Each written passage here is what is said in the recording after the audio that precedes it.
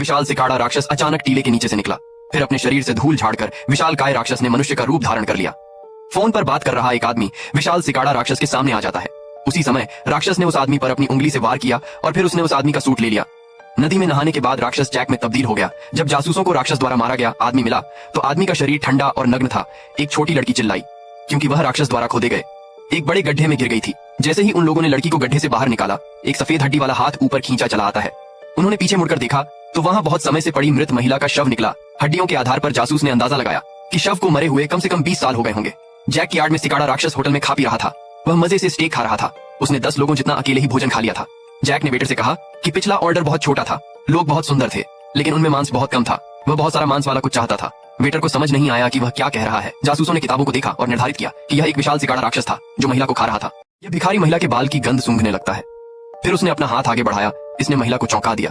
तभी एक मोटा आदमी बार में आता है। वह खांसता रहता है और शौचालय में घुस जाता है, लेकिन किसी को कुछ भी असामान्य नजर नहीं आया। अचानक एक आदमी जो बार से बाहर आया था उसे किसी ने गोली मार दी और वह जमीन पर गिर गया। सड़क पर लोग डर कर भाग रहे हैं। बार के सभी लोग दरवाजे पर इकट्ठा हुए कि क्या हो रहा है, लेकिन किसी ने भी मदद के लिए बाहर जाने की हिम्मत नहीं की। सड़क जो अभी लोगों से भरी हुई थी अजीब तरह से खाली हो गई थी। एक दयालु सफाई कर्मी उस व्यक्ति की मदद करने के लिए आगे आया जिसे गोली लगी थी, लेकिन अगले पल उसे भी किसी ने गोली मार दी। अब दोबारा किसी की बाहर निकलने की हिम्मत नहीं हुई। जल्द ही बार के बाहर एक कार दिखाई देती है। सुरक्षात्मक सूट पहने पुरुषों का एक समूह कार से बाहर निकलता है। उन्होंने सड़क के किनारे टायरों का एक गुच्छा रखा और उनमें आग लगा दी। बाहर में लोग मदद के लिए पुकारते रहे, लेकिन वह उन्हें नजरअंदाज करके वहां से चले गए।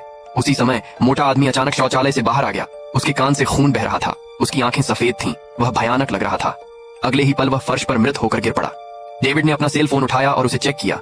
जब उन्होंने सेल फोन में फोटो देखी तो उन्हें सच्चाई का पता चला कि मोटा आदमी वायरस से संक्रमित था। ऐसा लगता है जैसे कि इस लड़की पर किसी भूखे भूत का साया है। वो पागलों की तरह अपने मुंह में भोजन को भर ले रही है। पूरी मेज जंक फूड से भरी हुई है। कुछ ही देर में वो सब कुछ खा चुकी थी। जब उसने अपना वजन तौला तो उसका वजन बिल्कुल भी नहीं बढ़ा, बल्कि उसका वजन 2 किलोग्राम और कम हो गया था। ये तो हर लड़की का सपना होता है ना?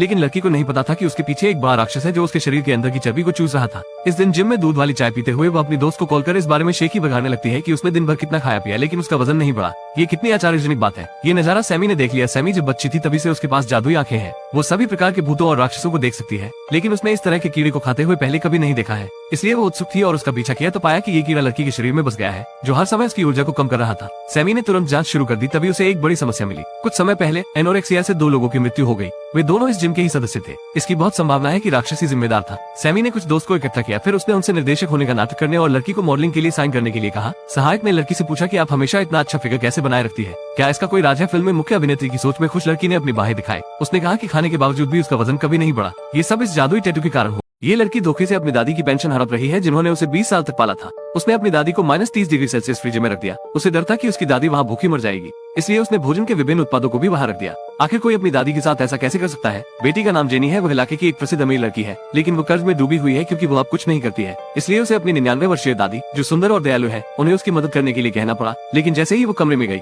उसने अपनी दादी को मृत पाया। जेनी उन्हें गौर से देखने लगती है। फिर वो अपनी दादी के पास पहुंचकर पुष्टि करने गई तो वो सांस नहीं ले रही थी। जेनी को नहीं पता था कि क्या करना है। वो एम्बुलेंस बुलाने वाली थी, लेकिन उसके सबसे अच्छे दोस्त ने उसे इंतजार करने के लिए कहा। उसकी जांच करने के बाद दादी सचमुच ठंडी पड़ गई थी। कई लोग दादी के आसपास जमा हो गए थे। वहाँ पर सन्नाटा छा गया था। जेनी रोई और दादी की कई $1 लाख की मासिक पेंशन के लिए खेद महसूस किया। इस पैसे के बिना उसकी कंपनी बंद हो जाएगी। जब उसकी दोस्त ने ये सुना तो उसे एक बुरा विचार आया। उसने कहा कि दादी तो अब मर चुकी है, वैसे भी उन्हें अब कहीं भी रख सकते हैं जब तक ये बात बाहर नहीं जाती है। वे पेंशन को लेना जारी रख सकते हैं। पहले तो जेनी इस बात पर राजी नहीं होती है, लेकिन अगले ही पल वो दादी के घर का फ्रिज खोलने लगती है। घर में लगभग 50 डिग्री की गर्मी थी। शव जल्द ही विघटित हो जाएगी और पूरे कमरे में महक फैलने लगेगी। इसलिए उन्होंने फ्रिज को खाली करने का फैसला किया। इस लड़की की शादी दिन में हुई थी, लेकिन रात में ससुर ने अपनी बहू को एक टेबल से बांध दिया। उसने एक कुल्हाड़ी भी निकाली और कहा कि अब खेल खत्म हो रहा है। बहू तुरंत रोना चाहती थी। अगर मुझे पता होता कि खेल इतना कठिन है तो उपहार की कीमत $1 अरब होनी चाहिए थी। महत्वपूर्ण क्षण में सभी लोग खून की पलटी करने लगते हैं। पता चला कि पति के भाई को गेम पसंद नहीं था, इसीलिए उसने महिला को बचाने के लिए सबको जहर दे दिया। लेकिन उन्होंने कुछ ही कदम उठाए। भाभी उनके पीछे बंदूक लेकर आ गई। उस आदमी ने अपनी पत्नी को बंदूक फेंकने के लिए मनाने की कोशिश की, लेकिन अगले ही पल उसने उसे गोली मार दी।